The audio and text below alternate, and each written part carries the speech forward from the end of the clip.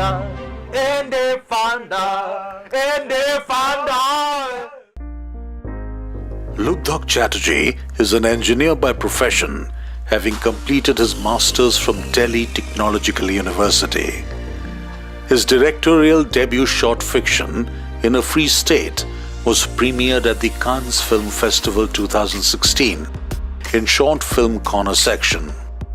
His journey in the world of filmmaking began as a cinematographer and editor for a Bengali short, Nibhrito, The Grays of Seclusion, which was screened at the Chennai International Short Film Festival 2015. Born and brought up in Kolkata, Lubdhak was first involved with blogging and photography as he got intrigued by the world of motion picture.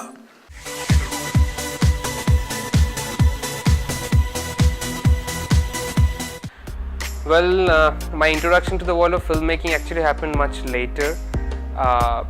It was in the middle of 2014 that me and a couple of friends of mine from my college, they decided to make a short film, and that got me really involved in this field.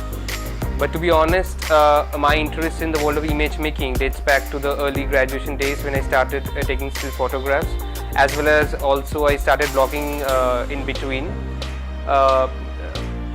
In fact, since my childhood I was also interested in literature, and I believe filmmaking is just a confluence of all the different streams of different artistic manifestations, and somehow the opportunity as it came to me later on, as I said, in the middle of 2014, and especially after I moved to Delhi for my postgrad, attending screenings, festivals which are quite numerous in the capital, and it gave me a lot of chances to be a part of them, to witness or rather to experience the work of different people, which are indeed of very high standard.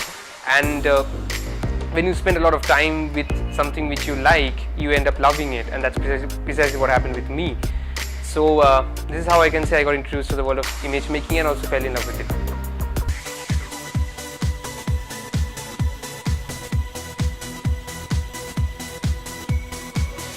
Yes, I'm getting a lot of creative freedom, and I believe that's one of the main reasons why we always prefer independent filmmaking these days. I mean, you do not want to get bound by a certain set of rules which so-called industry sets for you, which in itself are pretty much dogmatic, and you can't go beyond it. Like, for example, you need to have these couple of maybe songs or 2 or 3 elements in a film to make it more commercial, whereas in independent film you can do a film in a way you would love to do. So yes, I am getting that creative freedom, and I am also lucky to work with a very good team, because you actually need a team who believes in collaboration, from whom you can learn and share and enrich yourself, and what at the end of the day happens is very nice work. So yes, I'm pretty happy to have a nice team with me. Satyajit and Rituparno Ghosh already had cast a big influence on him. However, it was Moni called Siddheswari which unveiled a new world in front of him as he desired newer cinematic forms of expression. Along with Kaul, Bresson, Ozu, Abbas, Kiarastomi and Michaelangelo Antoninio have played great roles in shaping Lubdhak's aesthetics.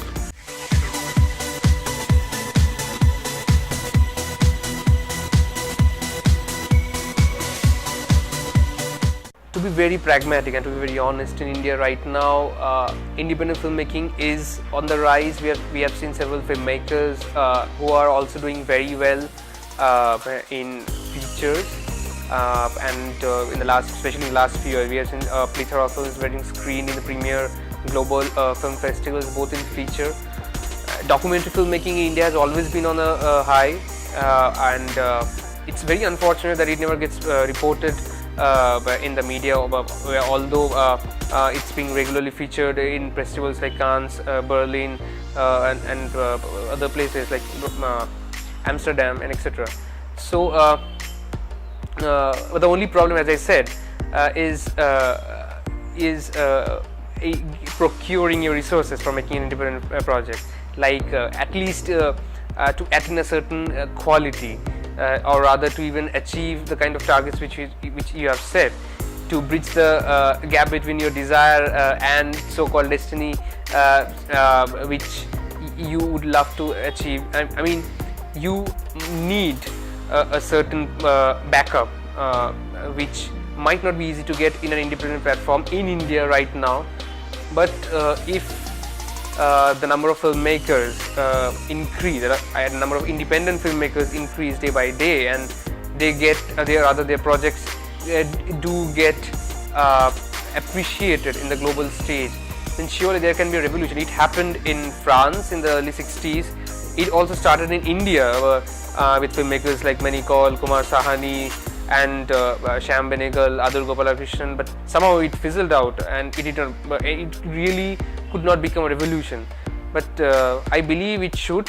There are enough material in India right now for someone to have a strong independent base where they can survive and also very freely explore their ideas without thinking about their sustainability and feasibility as far as market is concerned.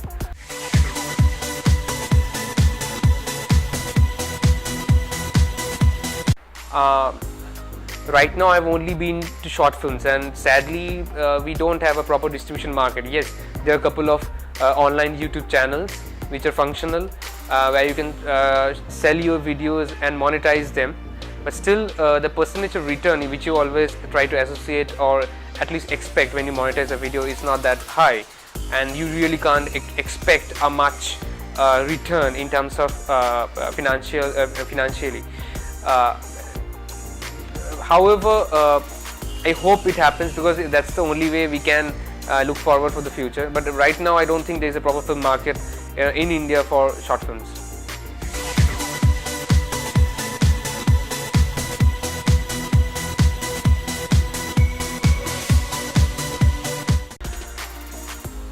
The revolution at least has begun.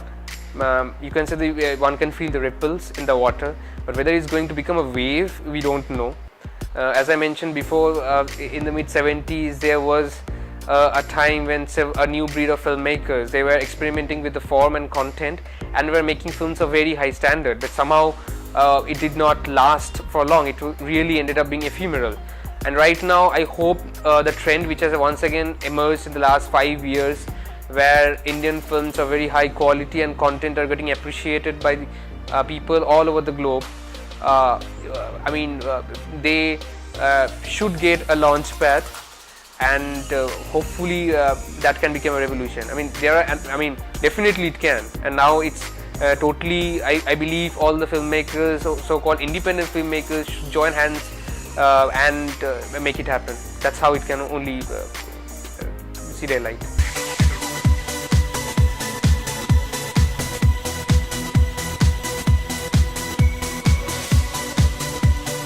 With indie films, as we always try to associate paucity in budgets, what ends up is a filmmaker, he never wants to compromise on a certain idea. So with a limitation in the budget, with budgetary constraints, he becomes more creative.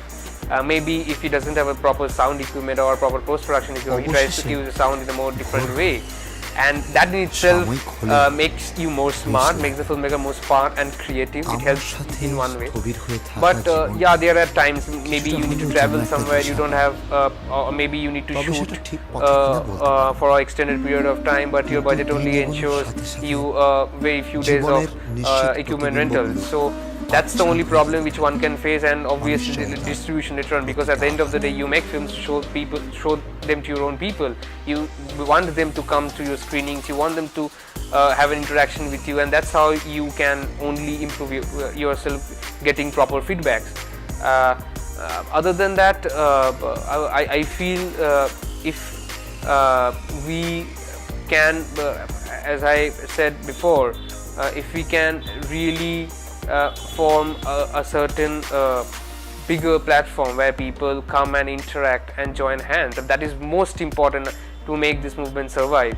So That's how I feel this can work.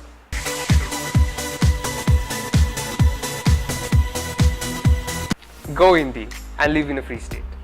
The Indie Funda camera welcomed Lubdhak to the Indie Funda talk show.